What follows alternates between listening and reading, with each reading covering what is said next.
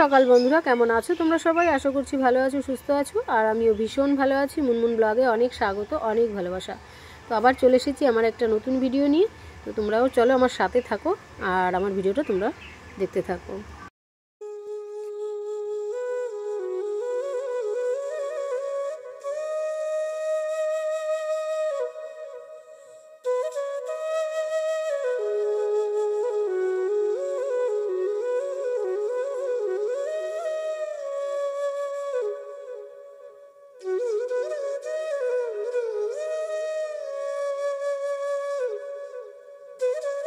সবজি কিচ্ছু নেই, বাবাই মাত্র বাজারে গেল।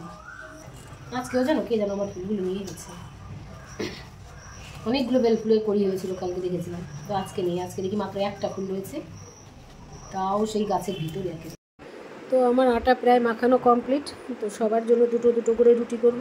তো চলো বানিয়ে ফেলি তাড়াতাড়ি।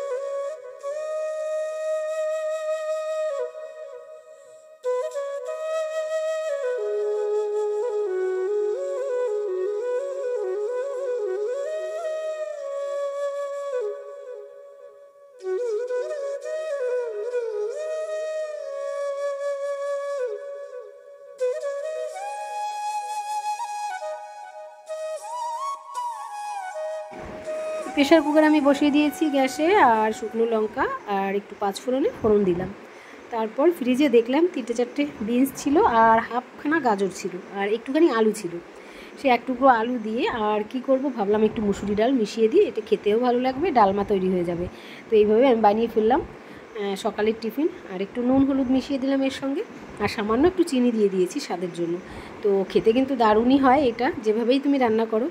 আর একটু চিনি মিশালে সবথেকে টেস্টটা ভালো আসে। আর তার সাথে আরেকটা জিনিস মিশাতে হয়, সেটা হচ্ছে চিকেন মশলা। অল্প একটু চিকেন মশলাটা মিশিয়ে দেবে সবার শেষে, দেখবে টেস্টটা একদম দ্বিগুণ বেড়ে যায়। তো আমিও সেটাই করেছি, সামান্য একটু দিয়ে দিয়েছি। তো এবার 2-3টে সিটি দিয়ে দেবো, আর রুটির সঙ্গে যা লাগবে না খেতে। তো আজকে চলো টিফিনটা এই পর্যন্তই। আর আমি প্রায় মাঝে মধ্যে বানাই, এইভাবে বানাই, আবার একটু আদা বাটা জিরে বাটাটাও দিই। তো আজকে আমি প্লেনভাবে করলাম, কিন্তু খেতে দারুণ হয়। তো ডালমা তৈরি হয়ে গেছে, এবার আমি একটু চা বসাবো। ছোট্ট হাঁড়িতে চা বসালে খুব ভালো হয়, মানে চায়ের জলটা তাড়াতাড়ি গরম হয়ে যায়। আর এই হাঁড়িটা আমি উড়িষ্যা থেকে এনেছিলাম। আমার সমস্ত জিনিসই উড়িষ্যার। এই যে এই খুঁতিটা দেখছো, এটাও উড়িষ্যার। এখানকার কিছুই নেই বলতে গেলে। এই গ্যাসটাও উড়িষ্যার। হাঁড়িগুলো দেখো, আমি যে ভাত টাতগুলো রান্না করে এই করে হাঁড়িগুলো, ওইগুলো কিন্তু উড়িষ্যার হাঁড়ি। চলো জলটা ফুটে গেছে, এবার চিনি দিয়ে দিই।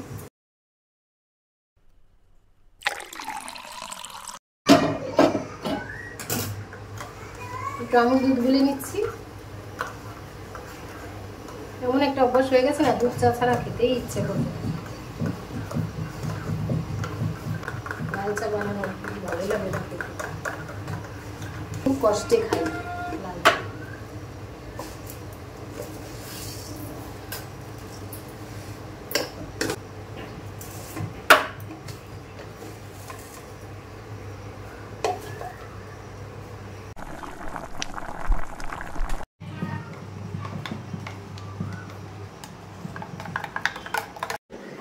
তো আমার চা আর মেয়ের জন্য হরলিক্স, আর সোনা বাবার জন্য হরলিক্স হয়ে গেছে। তো ওর বাবা বাজার থেকে চলে এসেছে, তো ভাবলাম এখন টিফিনটা দিয়ে দিই। তো 2টো করে রুটি দিয়েছি থালার মধ্যে বেড়ে, আর মমের জন্য আর ওর বাবার জন্যই বেড়ে দিচ্ছি, কারণ আমি চা দিয়েই খাবো। আর সানা একটু হরলিক্স খাবে, ও রুটি দিয়ে খাবে, না হলে ওই শুধু হরলিক্সটাই খেয়ে নেবে। ঠিক আছে, তো চলো খাওয়া দাওয়া শুরু করে দিই। তো ফ্রেন্ডস চলো চা খেতে খেতে তোমাদের সাথে একটা মজার কথা শেয়ার করি। কথাটা হচ্ছে, ওর বাবা যখন বাজারে গেছে, যাওয়ার পথে দেখেছে লাউ শাক বিক্রি হচ্ছে, অনেক লাউ শাক, কচি কচি লাউ শাক। ঠিক আছে, তো ভাবলো যাক আজকে লাউ শাক পেয়েছি, তাহলে আমি কটা কই মাছ নিয়ে যাই, কারণ কই মাছ ভাপা খাবো আজকেও। তো এবার কই মাছ কিনতে গেছে, কই মাছ কিনে নিয়ে আসার পথে দেখে সেই লাউ শাক একটাও নেই, সব বিক্রি হয়ে গেছে। বলবো কেমন লাগে? তা বাড়ি এসে সেই কথাগুলো আমাকে বলছে, আর আমি হেসে মরে যাচ্ছি। তো আর কী করা যাবে, তারপর কুমড়ো ডগা কিনে এনেছে, জানো তো। আমাদের খাওয়া দাওয়া কমপ্লিট হয়ে গেছে, এখন এঁটো বাসন আবার মাজতে হবে। সারাদিন খাও আর এঁটো বাসন মাজো, এই হচ্ছে কাজ। আর আমার বাজার থেকে আজকে সবজি এসেছে, কি দেখো, এই যে হলো আমাদের সবজি আজকে, কুমড়োর ডগা, কচি কচি কুমড়োর আগা আর কুমড়োর পাতা। দেখো কই মাছ এনেছে কটা, আর এখানে আছে কটা বড় মাছ, তো এইগুলো এখন ধোবো। চলো কুমড়ো ডগাগুলো ছাড়িয়ে নিই, কারণ ধুয়ে টুয়ে রাখি, তাড়াতাড়ি করে রান্নাবান্না করতে হবে তো দুপুরবেলা, তো অনেক সময় লেগে যাবে শাকগুলো বাছতে বাছতে। এইভাবে কেটে এই কুমড়ো শাকগুলো এইভাবে করে ছাড়িয়ে, ঠিক আছে, এইভাবে আঁশটা উঠে যাবে। অনেক আছে এগুলো পরিষ্কার করে না, এগুলো পরিষ্কার না করলে কি খাওয়ার সময় না মুখে সুতোর মতো লাগে, পরিষ্কার হয়ে যাবে।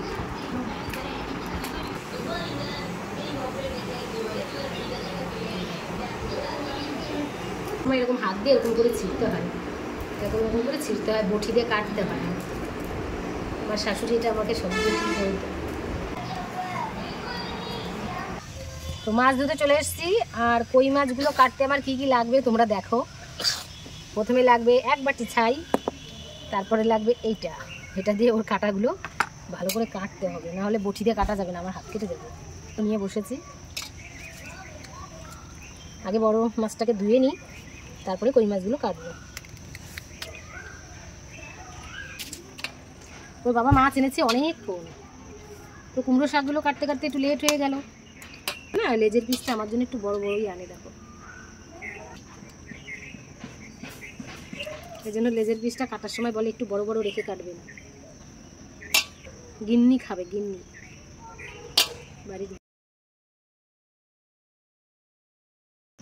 এই যে এইভাবে ছাইটা ধরে নিলাম, এইভাবে মুড়োটা ভালো করে এরকম করে ধরবো। এই যে নুন মাখিয়েছি তো, কেমন নালা নালা হয়ে গেছে, মাছটা পুরো পরিষ্কার হয়ে গেছে। এইগুলো ছোটো আঁশ আছে, এগুলোকে আমি হাত দিয়ে কেটে নিই। বাবা বটিতেও ধার নেই। চলো তাড়াতাড়ি করে মাছগুলো কেটে নিই, তার কারণ প্রচণ্ড রৌদ্র উঠে গেছে, আর মাছি মশা সব আমার গায়ে এসে পড়ছে। মাছের একটা গন্ধ আছে না, আষ্টে গন্ধ, ওই জন্য। তো যাই হোক তাড়াতাড়ি করে কেটে নিই, আর ওর বাবা কেটে দিত, ওর বাবা একটু কাজে গেছে বাইরে, যার জন্য আসতে একটু লেট হবে, ওই জন্য আমাদেরই বাধ্য হয়ে কাটতে হচ্ছে। আর ওর বাবা একটা শর্ত দিয়েছে মেয়েকে, তো সেই শর্তটার জন্য ওর বাবা আজকে কাটলো না। তো চলো সেই শর্তটার কথা আমি তোমাদের সাথে একটু শেয়ার করি, তোমাদেরও হাসি পাবে শুনে। দেখো আমার ঘাম বেরোচ্ছে, মাছ কাটতে এসে ঘেমে যাচ্ছে। তো সকালবেলা ওর বাবা কই মাছ এনেছে, তো আনার পরে ওর বাবা বলছে কি, মম তোকে আমি 500 টাকা দেবো যদি তুই একটা কাজ করতে পারিস। তা বলছি কি, বলো বলো, আমি পারবো। তো বলছি তোর ওই কই মাছগুলো সব কাটতে হবে, তাহলে তোর 500 টাকা দেবো। তা বলছে কি, ইস আমি তো কাটতেই পারি না। তা আমি বলছি ঠিক আছে, তুই চল আমি কেটে দেবো, তুই বলবি আমি কেটেছি, তাহলে তুই 250 টাকা নিবি, আমাকে 250 টাকা দিবি। বুদ্ধিটা কেমন হয়েছে তোমরাই বলো, ভালো হয়েছে না? এখন যদি বলি আমি কেটেছি, তাহলে ওর বাবা 500 টাকা দেবে না, আর ও যদি বলে না বাপি আমি সব কেটেছি, তাহলে 250-250 ভাগ হয়ে যাবে, তাই তো মাম? দিবি তো? আগে হাতে পাই, তাই আমরা বলা বলি করছি। বাবা বাড়িতে নেই, বাজারে গেছে আবার। কাটতে কাটতে বুড়ি মাথার এখান থেকে ঘাম বেরোচ্ছে আমার এখন। আরে দেখো হাতের কি অবস্থা, আর এতগুলো ছাই দিয়ে আমি কেটেছি, দেখো এত নোংরা বেরিয়েছে।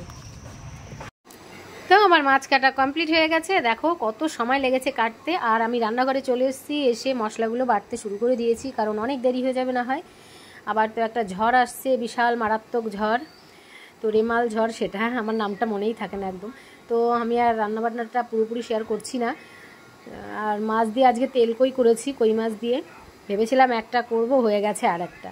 তো যাই হোক, আর এদিকে বসিয়ে দিয়েছি আমি কুমড়ো শাক। তো কুমড়ো শাকটা ভালো করে ভেজে নিচ্ছি।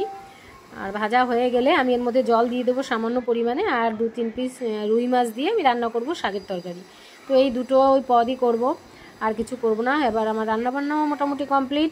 আমি থালা বাসনগুলো ভালো করে একটু ধুয়ে নিলাম, কারণ একবারে রান্নাঘরে কাজ সেরে আমি বাইরের কাজ করতে যাব। কারণ আজকে আমার বাইরে একটু কাজ আছে, তো সেটা ওর বাবা একা একা করতে পারবে না। আমাকেও বললো যে চলো তুমি একসাথে হয়ে যাবে, কারণ আগামী দিন তো ঝড়ের একটা সংকেত রয়েছে। তো সেই জন্য আমি তো মাঝে মধ্যে কাঠের উনুনে রান্না করি, তো বাইরে অনেক কাঠ পড়ে রয়েছে। তো সেই কাঠগুলো আমি এখন গুছিয়ে নিয়ে আসবো। তো সেই জন্য আমার রান্নাঘরে কাজ গুছিয়ে আমার যেতে হবে বাগানে। তো চলো গ্যাস ট্যাস মুছে কমপ্লিট করে নিই। আর এদিকে রান্নাঘরে কাজ কমপ্লিট থাকলে মনটাও ফ্রেশ লাগে, ভালো লাগে। তো মোটামুটি কাজ হয়ে গেছে। আর এদিকে ওর বাবা জঙ্গলে গিয়ে বসে রয়েছে, কাজ করছে আর আমাকে ডাকছে তাড়াতাড়ি এসো তাড়াতাড়ি এসো। তো চলো কাজটা গুছিয়ে নিই ফটাফট।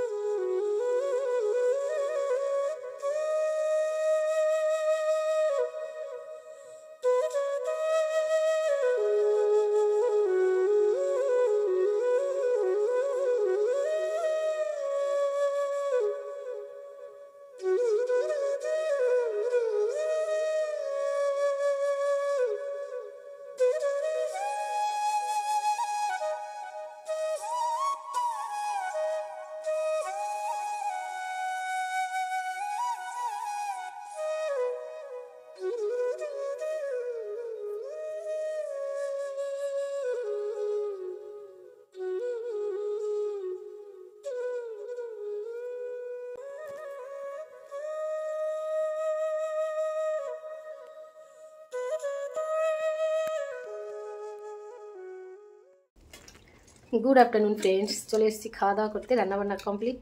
আর আমরা বাগানে গেছিলাম একটু, বাগানে কটা কাটছিল। আর সামনে তো ঝড় একটা আসছে মারাত্মক, ঝাঁঝে মারবে। তো ওই ঝড়ের ভয়ে আমরা আমাদের যত শুকনো কাঠ আছে সব এক জায়গা করে রেখেছি, আমি আর আমার কর্তামশাই। আর এখন খাওয়া দাওয়া করতে বসেছি। এই যে আমরা তেল কই রান্না করেছি কই মাছ দিয়ে। ভেবেছিলাম আজকে কুমড়ো পাতায় ভাপা করবো, তা আর হলো না, ভাতটা হয়ে গেছিলো। বাবা বাজার দিয়ে আস্তে আস্তে লেট করে দিয়েছে, সেই জন্য। চলো খাওয়া দাওয়া করে নিই।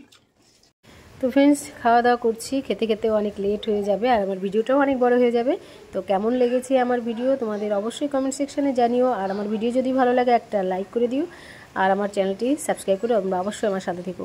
আর যারা নতুন বন্ধু আমার ভিডিও দেখছো তাদের অসংখ্য অসংখ্য ধন্যবাদ আর আমার চ্যানেলে থাকার জন্য। তো চলো বন্ধুরা, আজকের ভিডিওটা এই পর্যন্তই। সবাই ভালো থাকো, সুস্থ থাকো, টাটা।